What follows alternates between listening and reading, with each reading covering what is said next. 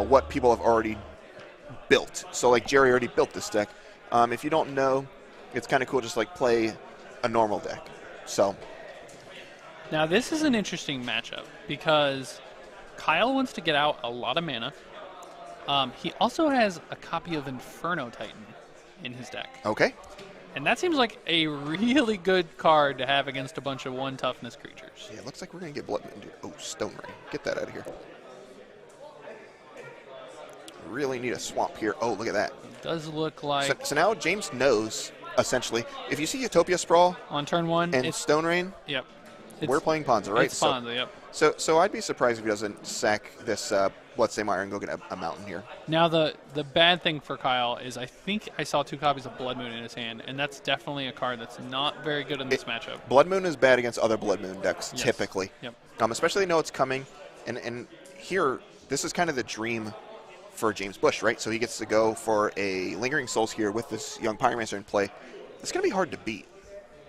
Yeah, I mean, Inferno Titan is definitely the card, but there's only 1 copy.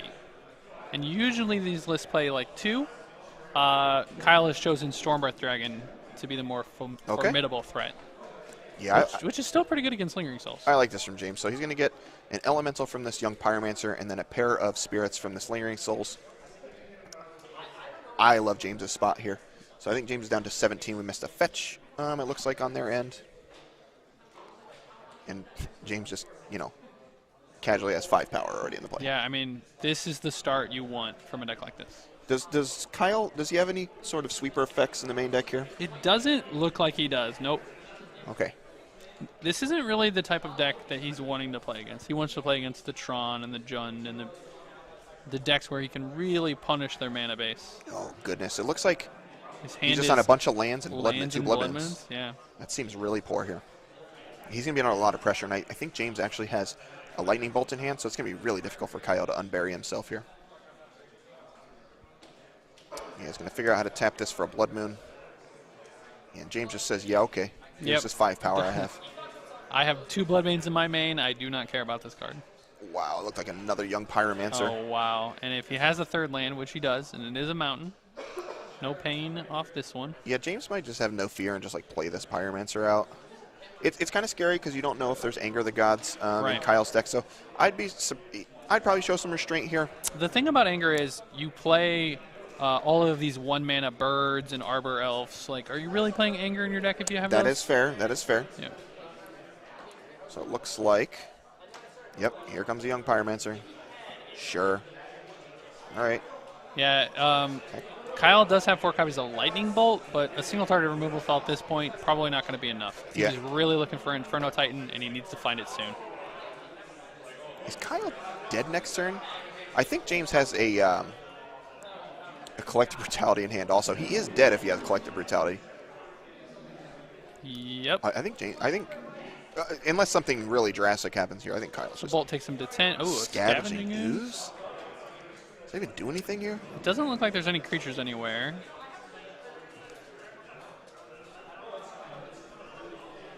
Okay. Yeah, I don't think this really matters at this point. We're eating the Faithful Suiting? Yep. Just the Faithful Suiting for now. Yep. I mean, that's heads-up play. And I think James is just going to bolt him right to the head. Yeah, I would assume. So Kyle's going to go down to 10. And now... Does he have a 2nd copy of Bolt? Well, he has a Collective Brutality, I think, and that just kills the ooze and drains Kyle at this point, and the game's over with. Yep. And based on James's level of play, I think that is a Bolt as well. Wow, goodbye. So that takes Kyle to 5, and certainly... Yeah, there's a Collective Brutality. James doing a little counting just to make sure. At this point, A little bit of overkill. Yeah, he's just dead. But it's fine. And discard this. Going to escalate this. James is going to go down to 19. I'm going to let you know that I killed you. Kyle's going to go to 8. And I think he doesn't even need the Bolt. Nope. It's a 9. It's a straight 9. Yep, Kyle's dead. Hey, it shows him his hand just for good measure. So, James Bush going to get game number 1 here in the Mardu Pyromancer versus Red-Green Ponza matchup. This seems like a nightmare for Ponza. Yeah, so To kind of hit on that, what do you think, Kyle? We need sweepers, right? So what does Kyle have? For Kyle this does matchup? have some good answers in the board, though. First of all, 3 kitchen finks. Okay. That Whoa. is a grindy card. It can block tokens. It can block Pyromancer. It can block twice. He also has 3 Relic of Progenitus. Okay. Good against Lingering Souls, Faithless Looting, makes Reveler. Bedlam Reveler bad. He's got 2 Anger of the Gods as well, and I would assume all of those cards are coming in. Yeah, it's hard for me to find a spot where any of those cards don't come in. It is a little bit of a nombo if he does bring in the Anger and the Finxes, though, but chances are if he can assemble a Relic and a Finx or a Relic and an Anger, he's probably in really good shape. I feel like you need both of those cards in order to win, which sounds kind of awful, but I think you need both, or at least one half to stabilize until you can get to the second half. So it's kind of tough. This matchup, like you said, probably a nightmare. Yeah, it's got to be one of the last things that he wanted to play. As far as James's deck, we talked about Collective Brutality, the Culligan's Command, Engineer Explosives, and Anger, a couple Spell Bombs, a couple Molten Rain, a couple Wear Tear, a couple Cabal, and 3 Surgicals. I don't like anything. I think the Explosives is an interesting option. It kills Utopia Sprawl. It kills all of their 1-mana dorks. I think that's probably the only card I'm bringing in. Yeah, Brutality is a potential too. I like it better on the play, but you could consider it. Yeah, I think James is just going to board out the 2 Blood Moons very easily. Yeah. The Lilianas probably aren't great. It's so weird to me. I think the 2 Blood Moons are pretty bad. The 2 Lilianas are probably pretty bad. They're probably okay. I love how both of these decks are playing Anger in their sideboards, but they really have no, like, their main board plan, which is, make a bunch of tokens, just is not very good against Anger. It's really not. I think you just kind of have to have it against things like Dredge if you decide you're going to play against that deck, or against humans, something like that. Yep. So looks like James went ran to the bathroom, I think. Yep. So I'm going to pop back to the booth here just for a few seconds while we wait for James to walk back in. So this matchup's interesting. I've never played this matchup. We can just assume, based on how Game 1 went, that Kyle needs a lot of help. Yeah, I mean, Kyle's draw was kind of anemic. It didn't really do a whole lot, and when a deck's not doing very, very much, the other deck looks like it's very, very powerful. Yeah. But I think it has a chance, especially on the play, if he just starts turn 2 Molten Raining him over and over and over again, and James, is forced to keep like a 2-lander, it's possible that he just doesn't get there. Yeah, I agree.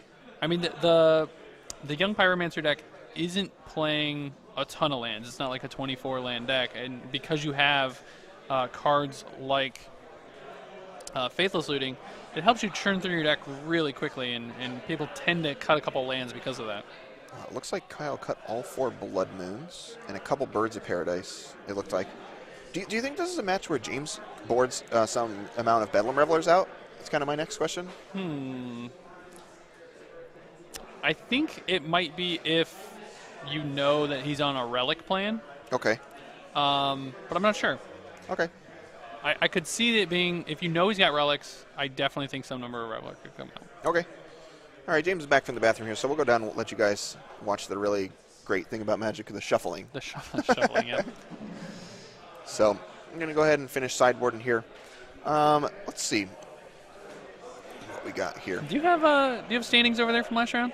I don't think this is not standings from the last round. So okay. Let's go to this slide real quick. We'll go to one. We actually have a sweet little sale going on here at Nerd Rage Gaming. So new product coming out, Masters 25, pretty exciting. This weekend only. So today and tomorrow, until tomorrow at what 12:01. I don't know what time that is. NerdRageGaming.com. Go check us out there. There's a lot of sweet stuff, including this sale. $169.99 for Masters 25 boxes. Just a nice little incentive to the weekend of a CC. This is a really good deal. I mean, if you look at the MSRP of this box, to me, this is a fantastic deal. Yeah, so be sure to go check us out, NerdRageGaming.com. We have this sale on the Masters 25. There's a bunch of articles. We'll be posting deck lists from today also. But obviously, make sure to go check us out. We got a bunch of cards and stuff like that. Just make sure, check it all out. The website's on over a nice revamp, so a lot of good stuff going on down there. Yeah, a lot of articles. You can check out the past CTs. A lot of information. Yeah. All right, looks like these guys are getting ready to get set. James is shuffling up real quick after getting back from the bathroom. This is going to be good top 8. I feel like. I agree. I need to check out the deck lists and sort some things out. But I feel like we're in a good spot. I know Mason Lang has punched his ticket with the red-white aggressive deck. Yeah. Keenan Davidson. Sam Black, I know, is in. Sam Black. Keenan is in as well. I didn't see the rest here. One of these guys is going to punch their ticket as well. That's at least 4 of our top 8. So yep. We're wrapping it up here. The cut was really close. There was just one match preventing a clean cut. Okay. Yeah, it's this one. No, it's actually our backup feature match. Oh, the backup feature match. Okay, very good. So these guys are definitely playing. Like the loser, if the other 15-pointer wins and one of these guys loses, they're out. Okay. So this is a very important match to win. Well, let's see what we got here. I think Kyle has a Stormbreath Dragon, a Arbor Elf, a Bolt. Does not. James does not like his hand. He decided to keep. Kyle thought his hand was good enough. Yeah, I think Lightning Bolt's pretty important here. I mean, that's kind of the format on the whole, but yeah, you need to get this young Pyromancer under control. Yeah, a turn 2 Pyromancer needs to have an answer. Yeah, so James going to shuffle up and go down to 6 cards here after winning pretty convincingly in game 1. And Kyle has, I can't make out what that card is next to Stormbreath Dragon. Well, we're going to find out. Throwing some cards around. All right, shuffle it up. Once again, thanks everybody for joining us here in Madison, Wisconsin from Twitch TV. We're in the 7th and final round of Swiss, and then our top 8. So yeah, make sure to hit that follow button. We'll be doing these once a month, and then we'll have the championship at the end of the year. We'll have all of our top 8 tonight. After this round, we'll take a short break, get everything together, and fire it up for 3 more rounds. I'm excited. So we got Bolt, 2 lands, Arbor Elf. I cannot tell what that 3rd or 4th card is. I'm not sure. James' hand has a Collective Brutality. There's a Bedlam Reveler hanging out. He'll leave it. I wonder if it was a land and he's like, am I supposed to just leave this because I'm likely to get Stone Rained? Okay. It was land. All right. And Kyle's going to go down to 18 here from that Stomping Ground. Let's see what James is pondering up here. He has a discard spell here. Looks like a Thoughtseize. Nice. All right, maybe we'll get to see this card now. Is it Blood? No, there's no Blood Sun in the deck. Oh, I couldn't see what it was. If anyone in chat knows what that card was, please let us know. It's an interesting one. I can't see it off the screen anymore. Yeah. Too, so it's kind of... I'm not sure what that was. All right, well... We'll ask our table spotter, see if he can help us out. Yeah. Kyle finds another land, not exactly where he wants to be, so going to put James down to 17.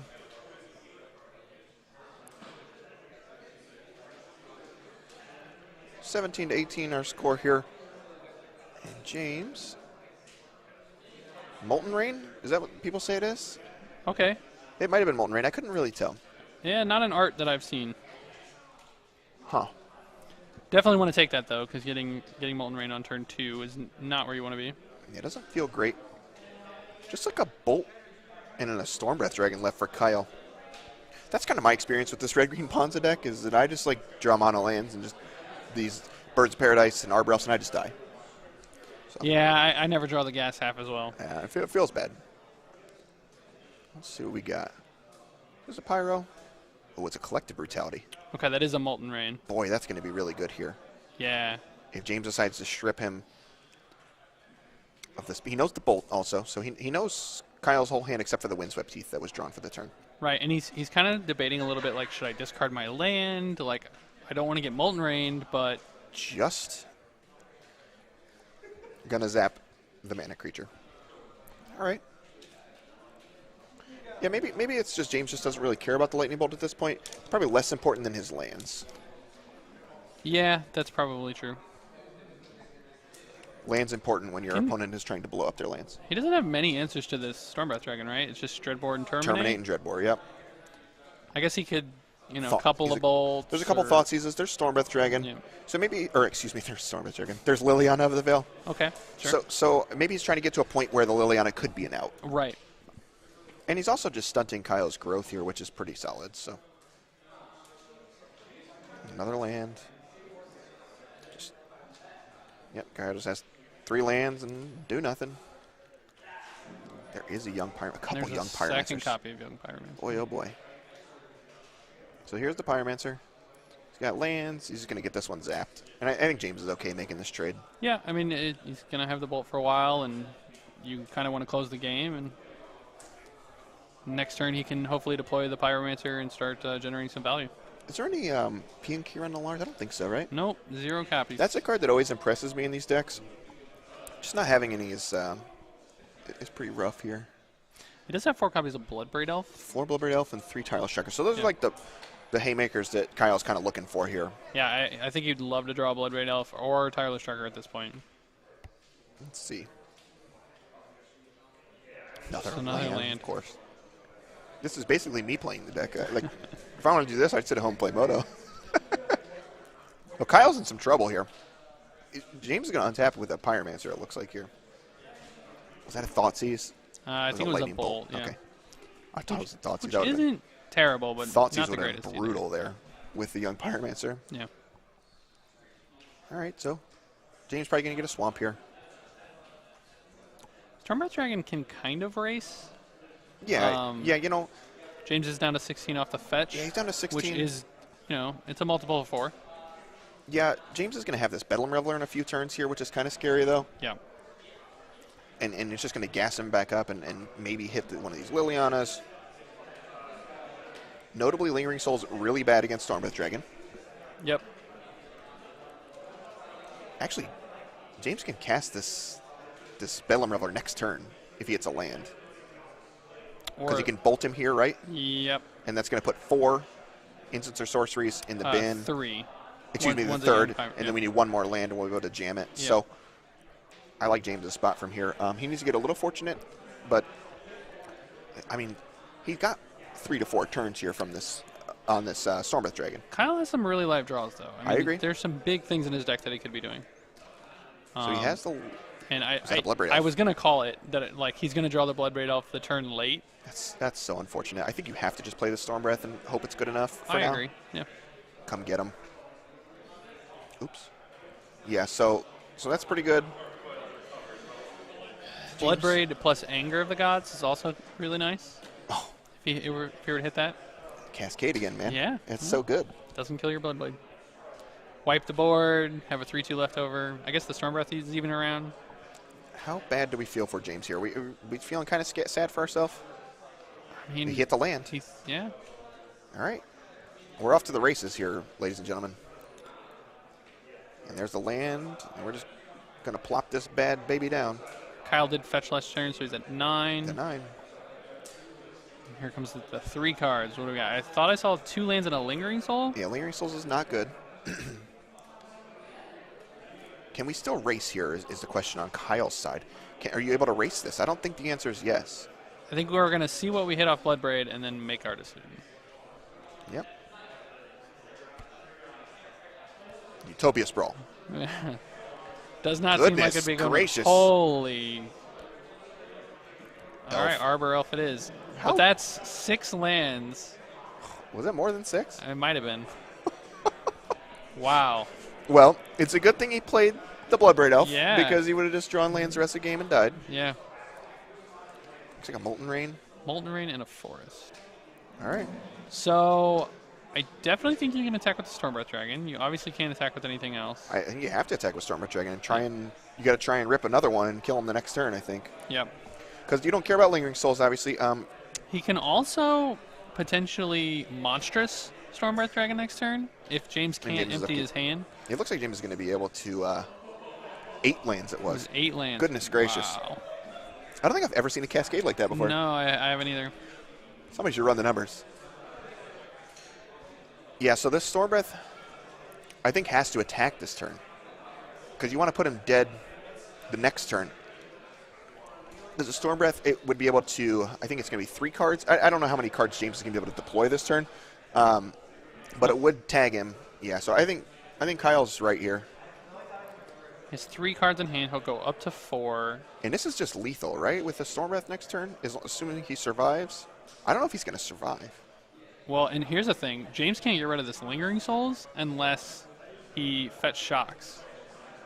Lingering Souls doesn't, but the Storm Breath, can't yeah. block. It can I'm block just saying, everything, if he wants to make a token or pump his Bedlam Reveler. So he has a Bedlam Reveler in hand now. What are we looking? If we don't have another land.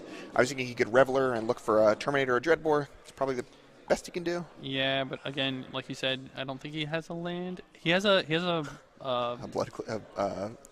Marsh Flats. Oh, he has a Marsh Flats. Yeah. So maybe Marsh Flats is good enough. He's still a land short, though, right? He is a land short. He's one land short, yep. Tough turn. Man, this is tough. Tough for James.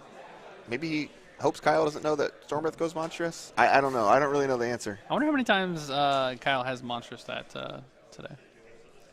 Yeah, I assume that it's pretty low. Yep, I like this.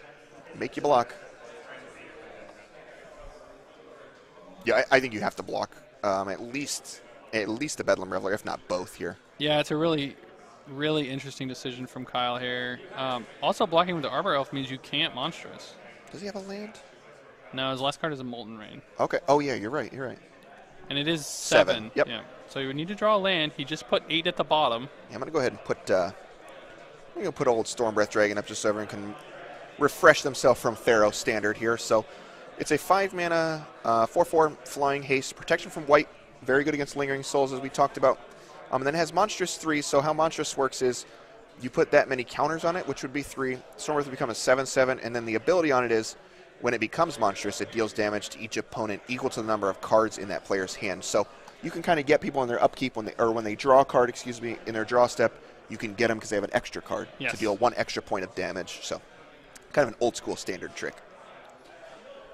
So he did block with the elf. He did, yeah. And so now he needs to draw a land, and the Bloodbraid Elf is pretty easy to be chumped by a Lingering Soul. Yeah. James has to fetch shock here, though. So, yeah. So he's a land away from death. A land is lethal from Kyle. Yep. All right. Down to 5, 5 to 6. Land is lethal, an Inferno Titan is lethal, another Stormbreath Dragon is lethal. Yes. All those cards are very good. Oh, Molten Rain's now lethal too, right? Molten Rain does 2 damage. Oh, I didn't know that was a Molten Rain. Is it a Molten Rain or Stone Rain? I think it's a Molten Rain in his hand. Okay. And Molten Rain should do the last 2 damage because James had to fetch shock there. Yeah, that puts him lethal to Molten Rain. Yeah, the fetch shock was pretty taxing there. But this was the only way, other than the other Reveler, for him to get some creatures on the field. I think you just have to flash this back. If he does, I think Kyle's more likely to go for... I assume he's going for the lethal anyway. Yeah. Yeah, I'm not sure. We're going to see how it goes here. Looks like James is kind of just pondering it over, too. Kind of deciding what he can do. I think it was pretty big to not escalate that Collective Brutality early in the game. I know it looks bad now, but I don't know. What is that a Scavenging Ooze? It is a Scavenging Ooze, yep. I don't think that's good enough. Yeah, I love this. Just like get you. Get your white source. Yep. Goes down to 3. I love that James is not conceded. He's like, yep. I could have terminate. Yep, and, 10. Yep, got you got me. All righty. We're going to get a third deciding game. Wow. It's been a good match. Yeah, it was really, really close. Been a pretty good match. So it's a lot closer than it looked. Yeah, Stormbreath Dragon, I think you and I probably could have diagnosed that, and Tireless Tracker were like the main deck cards that Kyle needs in order to win this match. Stormbreath is able to race through Lingering Souls. It just goes through the era unchecked. So and able to kill James quickly, Stormbreath Dragon Monstrous is just the best route. Yeah, and James is going to have few answers to it, so you can likely Monstrous it at 7 mana pretty freely. Yeah. Get a ton of damage that way. Yeah, so if I'm James, he's digging around to the sideboard here. Looks like he might have taken out 1 card here. I'm not sure what he's going to go for. Taking out the Wear Tear. The Wear Tear was in. That's interesting. Wear I tear, think trying to with hit the Liliana back in, sprawls. if he doesn't have Liliana in, I think it's almost certainly coming back. Looks like not. Yeah, I mean, his argument for Liliana might have been, he's got a bunch of mana dorks. He's just going to sack those. Yeah, I think you just incidentally pick those off as the game goes. Yep.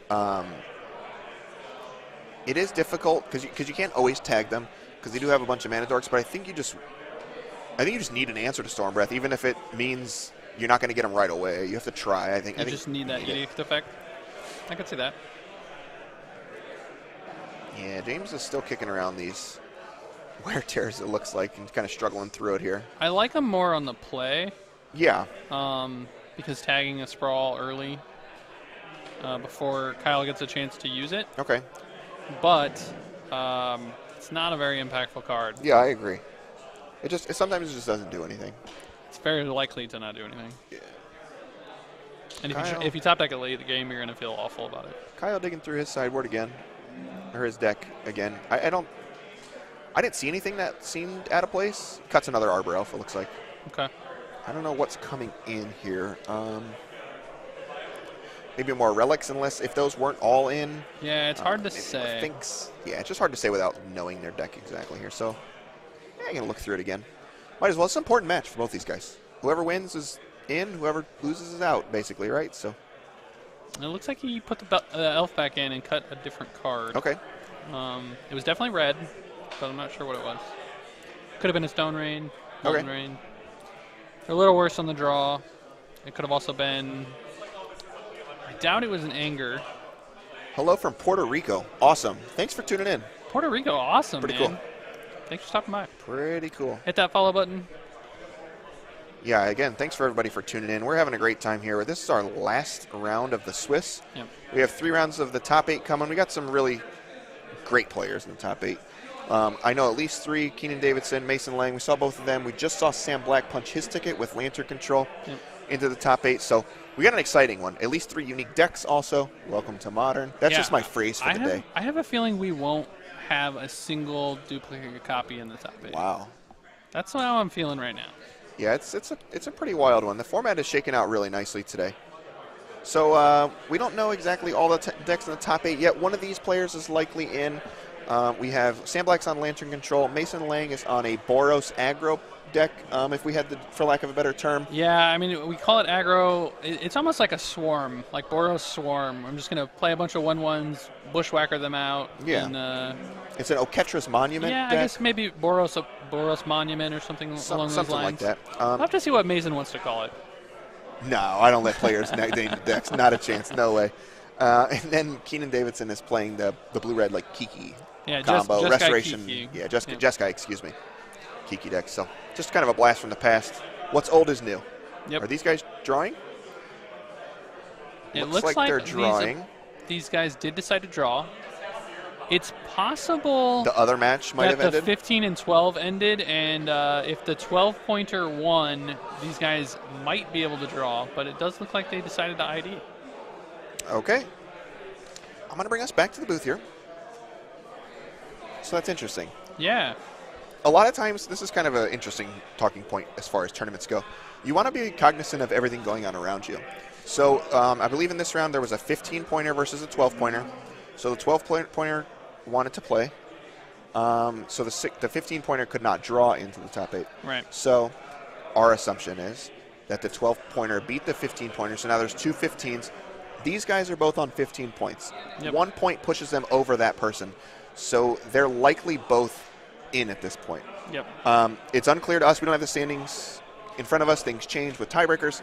Not really sure why they drew. We can assume that's why they drew. So just kind of be cognizant of everything around you. The matches around you often matter more than your own sometimes when you get later in these rounds. Yeah, and I just want to point out, though, as an L1 judge, make sure that if you're in that situation, you're not like slow playing to try to figure out if that match is going to finish. That's definitely illegal. We don't want to encourage any type of that behavior. But yes, you do need to be cognizant of what's going around you. You should always be trying to scout the room. If you come with friends and you're playing in the last rounds and you know you're going to top 8 or you're likely to top 8, have your friends scout matches and figure out who's on what so that you're really prepared into the top 8. Yeah, a lot of the thing that I think you and I have done it even before is even if we're both in the top 8, you want to kind of look around and see. So say I'm playing James Bush's deck. Mm-hmm. I need to know how many Relic of Progenitus someone has. Yeah. I need to know how many Surgicals they have, because it makes your board plan a little different. It's just one of those things, especially in Modern, where the sideboard cards are so important. You need to know what you're playing around. That was one of the bigger things when I played Dredge. I need to know how many ley lines. If there's no ley lines, why am I bringing in, Nature's Claims and things like that? Yep. If they're only on like Relic of Progenitus, I need to bring in some amount of Abrupt Decays. It just, your game plan, not your game plan necessarily, but your sideboard changes based on what other people are doing. Right. And now the nice thing about these tournaments is because we're doing coverage for them now, Yep. All of our top 8 competitors will get to see each other's deck lists. Yep. And that will, that makes the scouting a little less needed. Yeah, it's less important. Yep. So I don't think we have a backup match here. Yeah, and we got a lot to do to get the top 8 ready. We're going to have some sideboards on screen for you guys and all kinds of stuff. We need to get those typed up and figure out who's all in top 8 and who we're going to feature. Yeah, I'd say we're probably back in about 15 minutes. Again, follow us here for when we go live. Obviously, we're live. We're going to stay live concurrent here. But if you follow us on Twitter, you can definitely find, if you search us up, it's Nerd Rage Gaming Live. If you search us up there, it's NRG series now. Yep. Okay, so we've just recently changed it. So if you search NRG series, or if you just do the hashtag NRGCT, you'll find us pumping out the tweets. For every single round we go live, we do it probably a couple minutes before the round goes live, as soon as we get everybody seated and situated, and Brad and I are ready to come back on air. So we're going to take a quick little breather, do a little bookkeeping, get some deck lists all set up, take some photos with all the top 8. But we will be back shortly here for our quarterfinals, semifinals, and finals to crown a champion here today. So stick around, guys. We'll be back soon. We'll be back.